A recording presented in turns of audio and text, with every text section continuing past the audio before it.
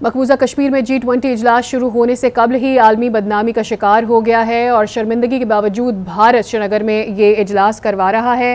Brigadier retired Haris نواز صاحب ہمارے ساتھ موجود ہیں۔ حارث صاحب بہت شکریہ، آپ نے وقت نکالا آج نیوز کے لیے۔ سب سے اہم بات یہ ہے کہ کئی ممالک جو ہیں اس کا بائیکاٹ کر چکے ہیں، بڑی پاورز اس کا بائیکاٹ کر چکی ہیں، 5 ممالک کے نام سامنے آ رہے ہیں۔ ایسے میں یہ اجلاس کیا اہمیت ہے اس کی حیثیت کیا رہ جاتی ہے پھر؟ دیکھیں، ایک تو یہ بہت ہی افسوسناک بات ہے کہ جس طریقے سے انڈیا اور جو عالمی یونائٹڈ نیشن کے چارٹر کے اوپر ہے کہ کشمیر ڈسپیوٹڈ ٹیریٹری، وہاں پر یہ اجلاس کر رہے ہیں اور دنیا کو یہ دکھانا چاہتا ہے کہ وہاں پر سب اچھا ہے جبکہ وہاں پر سب کچھ برا ہے۔ جس طریقے سے وہاں پر اس نے اپنی فوج لگائی ہوئی ہے، محصور کر لیے لوگوں کو، 14 لوگوں کو گھر میں نظر بند کیا ہوا ہے، اس کے بعد لوگوں کو اریسٹ کر رہے ہیں۔ دنیا میں یہ شور کریں گے بالکل امن ہے، یہ بہت پرامن جگہ ہے، بہت اچھی سیاحوں کے لیے جنت ہے، اور وہ کشمیریوں کے بزنس تباہ کرتی ہیں، ینگ لڑکوں کو پکڑ کے جیلوں بند ہے، عورتوں بچوں بوڑھوں کو پیلٹ گن سے یہ بلائنڈ کر رہے ہیں۔ یہ چیزیں کے اوپر ایک تو خوشائن بات ہے کہ 5 ممالک نے آنے سے انکار کر دیا، تو یہ انڈیا کو بہت بڑا دھچکا ہے۔ اور اس کے ساتھ اب پاکستان کو یہ چاہیے کہ ہمیں انٹرنیٹ جو ہمارا OIC کا پلیٹ فارم ہے اس کو یوز کریں، وہاں پر جا کے بات کی جائے اور وہاں سے ٹیک اپ کیا جائے یونائٹڈ نیشن میں، جی کہ یہ ایک عالمی مسئلہ ہے، یونائٹڈ نیشن کے چارٹر کے اوپر ہے، 1948 میں مقبوضہ علاقہ ہے یا United nation military observer group کہتے ہیں، اس کا مطلب کہ یونائٹڈ نیشن اس کو ایکسیپٹ کرتا ہے کہ یہ مقبوضہ علاقہ ہے۔ اس طریقے سے وہاں پر ممالک کا جانا، یہ چائنا بھی بہت پہ ناراض ہے، پاکستان ناراض ہے، اور دنیا کو ساتھ پتہ بھی چل رہا ہے یہ جتنی انٹرنیشنل ایمنسٹی آرگنائزیشنز ہیں، پھر اس کے بعد ہیومن رائٹس آرگنائزیشن ہے، یہ احتجاج کر رہی ہیں، لیکن کیونکہ ممالک کو انٹرسٹ ہے انڈیا کے ساتھ، تجارت بھی بہت بڑا ملک ہے، پھر امریکہ چائنا کے خلاف، پاکستان کے خلاف اس کا استعمال کرتا ہے، اسی طرح دنیا چاہتی ہے کہ اس سے تعلقات بڑھائے جائے کاروبار کے لیے، اس لیے یہ پرابلم ہو رہی ہے۔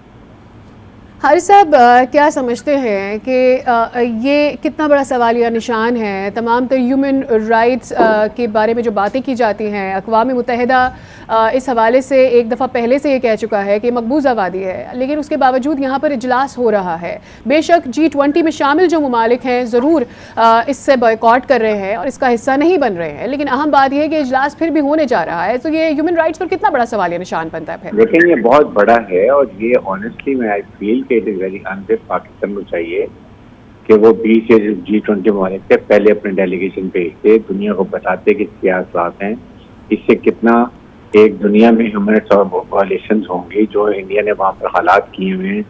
وہاں پر ایک قسم کا ٹوٹل کرفیو لگا ہوا ہے، گور گھروں سے محصور ہو کے رہ گئے ہیں، اور اس کے ساتھ پھر ہمیں خاص طور پہ بار بار میں کہتا ہوں کہ یہ ہمیں بار بار ڈپلومیٹک اوفینسو پہ جانا چاہیے، دنیا کو بتانا چاہیے۔ ایون اسلام آباد میں ہمیں 3-4 دن پہلے، ایک ہفتہ پہلے تمام امبیسڈر کو بلانا چاہیے فورن آفس میں، وہاں پر بریف کیا جاتا ہے کہ جی یہ حالات ہیں، اس سے 2 نیوکلیر ملک ہیں، ان کے حالات کتنے کشیدہ ہوں گے۔ جب دنیا کو یہ بتائیں گے پھر آئی تھنک اس کے لیے دنیا پہ اوپر اس کا اثر ہوگا۔ بریگیڈیئر صاحب، اس سے پہلے بھی ہم نے دیکھا ہے کہ جو کشمیر پر اس سے پہلے 5 اگست والا اقدام کیا تھا انڈیا نے، اس کے بعد پاکستان نے یقینی طور پر اس مدعے کو اٹھایا تھا، لیکن 1 سال گزر جانے کے بعد کئی ایسی ڈسکرپنسیز ہمیں سامنے نظر آئیں جن پر بات کی جانے لگی، سیاسی طور پر بھی اور اوور آل فارن افیئرز میں بھی جس پر بات کی گئی۔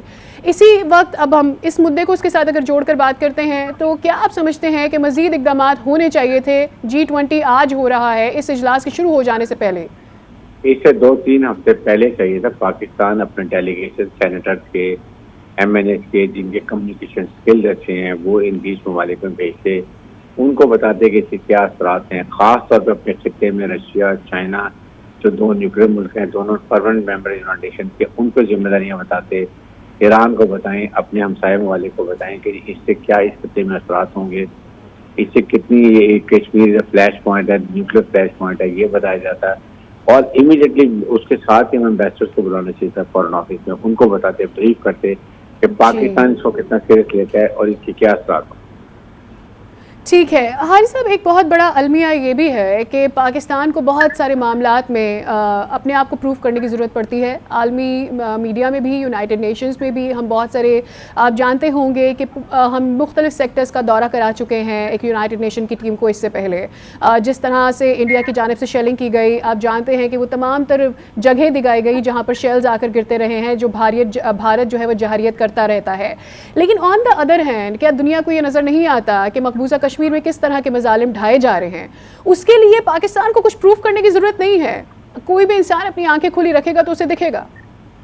دیکھیں، آنکھیں رکھے گا، کھلے گا، سب کچھ ہے. ہر ایک کو پتا ہے، ہر ایک کو پتا ہے واٹ از ہیپننگ، کیا اٹراسٹیز وہاں پر ہو رہی ہیں. ایشو کہ یہ ممالک جو انڈیا کا انٹرسٹ ہے، امریکہ انڈیا کو ایز اے پراکسی یوز کرتا ہے پاکستان کے لیے سی پیک ناکام کرنے کے لیے. اس کے ساتھ چائنا کے ساتھ جو ان کے تعلقات چل رہے ہیں لداخ میں، وہ آپ کے سامنے ہیں. پھر وہ اس کو ساؤتھ چائنا سی میں استعمال کرتا ہے چائنا کے خلاف. پھر اس کے بعد انہوں نے 2+2 گروپ بنایا ہوا ہے. یہ ساری چیزوں میں دیکھیں تو امریکہ کا انڈیا کے ساتھ بہت بڑا انٹرسٹ ہے، اسٹریٹجیکل بھی اور اکنامیکل انٹرسٹ بھی ہے. یہ وجوہات ہیں جس کی وجہ سے یہ نظریں دوسری طرف کر لیتے ہیں. اگر پاکستان میں ایسے حالات ہوں تو پاکستان پہ کب سے ایک دنیا کے سینکشن لگ گئی ہیں، اور پاکستان میں ٹیررزم انڈیا کر رہا ہے. آپ کے سامنے گلبرجاں دیو پکڑا گیا، سرونگ نیول کمانڈر. BLF کو بلوچستان میں انڈیا سپورٹ کرتا ہے، TTP کو کرتا ہے. کیا کسی نے ان کے اوپر سیکشن لگائی؟ یہ اس وقت مائٹ از رائٹ، جو پاور اکنامک پاور ہے وہ ہے. اس لیے پاکستان کو ساتھ اکنامک ترقی کرنی ہے، سی پیک بنانا ہے. آپ اسٹرانگ ہوں گے تو دنیا کو اپنی بات بنا دے گا. ٹھیک، ہمارے ساتھ ہی موجود رہیے گا. بریگیڈیئر صاحب، آپ سے اس حوالے سے مزید بھی جانیں گے. ہمیں جوائن کیا سینئر رینک پرسن فراز شوکت پراچا صاحب نے. شوکت صاحب، بہت شکریہ آپ کے وقت کے لیے. یقینی طور پر آپ بہت بڑے عرصے سے فارن افیئرس کو دیکھ رہے ہیں، خاص طور پر پاکستان کے فارن افیئرس پر آپ کی گہری نظر تو ہے ہی. شوکت پراچا صاحب، چونکہ ہم بات کر رہے ہیں کہ یہ ایک افسوسناک اقدام ہے، G20 مقبوضہ وادی میں ہو رہا ہے، لیکن کیا مزید اقدامات پاکستان کی جانب سے اور بھی کیے جا سکتے تھے؟ اور جو ہمارا ابھی سٹانس ہے اس کو کیسے دیکھ رہے ہیں آپ؟ دیکھیں، ہمارا سٹینس جو ہے نمبر 1 وہ تو فرم ہے.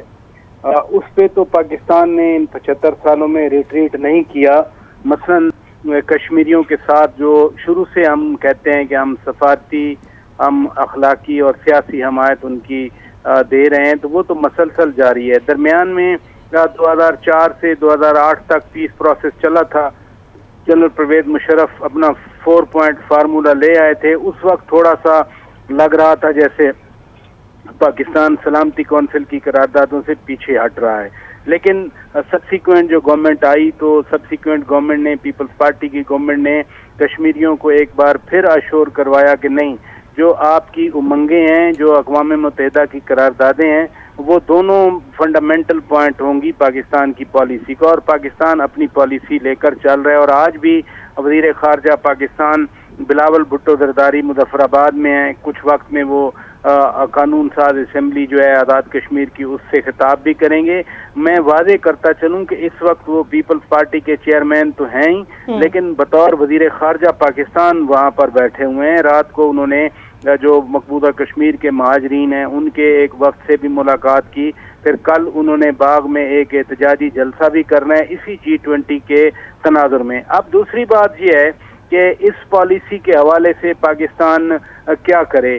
یہ بڑا فنڈامنٹل کوسچن رہا ہے شروع سے ہی کہ پاکستان اقوام متحدہ میں جیتا، سلامتی کونسل نے وہ قرارداد پاس کی جو پاکستان کہتا تھا کہ نہیں، یہ انڈیا کا غیر قانونی قبضہ ہے اور پلیبسٹ ہونا چاہیے.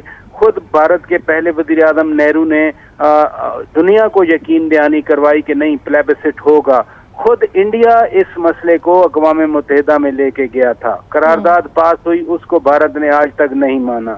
رادر 15 میں ایک ڈھونگ رچایا، فاروق شیخ عبداللہ کو وہاں پر ایک جعلی مینڈیٹ دے کر جعلی طریقے سے وہاں انسٹال کر دیا. اس کے بعد پھر انڈیا پاکستان میں 65 کی وار بھی ہوئی، 71 کی وار بھی ہوئی، 80s میں بھی مسائل چلتے رہے. تھرو آؤٹ آف پاکستان کی ہسٹری پاکستان نے اپنے اس موقف پہ نفی نہیں کی. پاکستان مسئلہ کشمیر کو اقوام عالم میں بھی رکھتا رہا. اور خود ابھی 2 سال پہلے جب بھارت نے یہ 5 اگست 2019 کے اقدامات لیے تو پھر 50 سال کے بعد اقوام متحدہ کی سلامتی کونسل کے اجلاس میں باقاعدہ کشمیر ڈسکس ہوا تھا. As a dispute not as integral part of India. تو عالمی برادری میں ایک یہ نقطہ، ایک مسئلہ ایک ایجنڈے پہ موجود ہے جس کا اظہار خود سیکرٹری جنرل انتونیو گوتروس یہاں اسلام آباد میں کھڑے ہو کے کرتے ہیں، وہاں سلامتی کونسل کے اجلاس میں ہوتا ہے. پھر United nations high commissioner for human rights جو ہے کمیشن ہے اقوام متحدہ کا جنیوا میں، وہ ان مظالم کے خلاف آواز اٹھاتے ہیں. تو گلوبل ایجنڈا پر موجود ہے. دوسری بات یہ الگ ہے کہ انفورسمنٹ نہیں ہے، اور اس کے بہت سارے فیکٹرز ہیں. انڈیا ایک بڑا ملک ہے، انڈیا کی اکانومی بڑی ہے، انڈیا کا جو انویسٹمنٹ یا اکنامک پروفائل ہے وہ دنیا کا انٹرسٹ ہے. تو بیسیکلی تو ڈبل سٹینڈرڈ جو ہے وہ دنیا کا ہے کہ ایک طرف ایک مسئلے کو ڈسپیوٹ سمجھتے ہیں، قبضہ ناجائز سمجھتی ہے دنیا، دوسری طرف پھر اگر سعودی عرب، ترکیہ، چین، انڈونیشیا، ایجپٹ نہیں جا رہے لیکن G20 مین باقی لوگ تو وہاں آ رہے ہیں، ان کو نہیں پتا وہاں ہیومن رائٹس وائلیشن ہو رہی ہیں. خود امریکہ کی ابھی جو ریلیجس فریڈم کی رپورٹ آئی اور اس میں بھی بتایا گیا کہ مائنورٹیز کے ساتھ کیا ہوتا ہے. خود امریکی حکام جو کانگریس میں یا برطانیہ کے جو کچھ پچھلے سال انہوں نے کچھ ان کے اپر لوور ہاؤس کے اراکین نے باقاعدہ طور پر ایک قرارداد پیش کی تھی.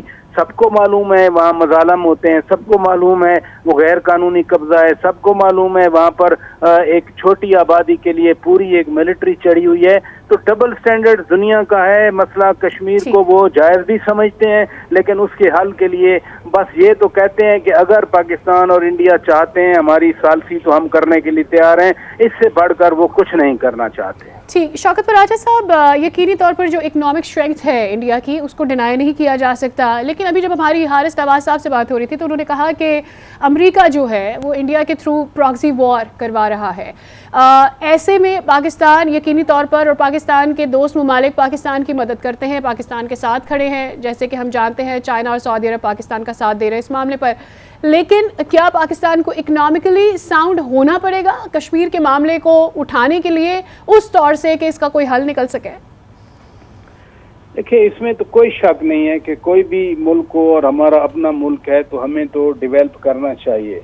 لیکن آپ مجھے یہ دیکھیے کہ بھارت 90s کے بعد اتنی اکنامک ڈیولپمنٹ پہ آیا. پہلے تو بھارت ہم سے بھی پیچھے تھا. 92 میں بھارت کو اپنا گولڈ ریزرو جو ہے وہ باہر رکھنا پڑا پیسے لینے کے لیے. ڈاکٹر منموہن سنگھ کی بات کر رہا ہوں. تو کیا اس سے پہلے جب بھارت ویک تھا اکنامکلی تو اس نے کشمیر کو چھوڑا؟ یہ باتیں اکیڈمک ہیں. ضرور اکنامک ڈیولپمنٹ ہونی چاہیے، ملک کو ترقی کرنی چاہیے، ملک کو اس لیول پہ آنا چاہیے جہاں یہ صرف مسئلہ کشمیر کے لیے نہیں، یہ پاکستان کے لیے بھی ضروری ہے کہ پاکستان اپنی اکانومی کو ڈیولپ کرے. لیکن it can not be precondition اور پریلیوڈ جس کی بنیاد پر کہیں کہ چونکہ بھارت جو ہے وہ اکنامکلی ڈیولپ کر گیا تو اب بھارت کی ذمہ داری نہیں ہے اس ڈسپیوٹ کو حل کرنا، بھارت کی ذمہ داری نہیں ہے ہیومن رائٹس کو ایڈریس کرنا، بھارت کی ذمہ داری نہیں ہے کہ کشمیریوں کو زندگی کو آسان بنانا.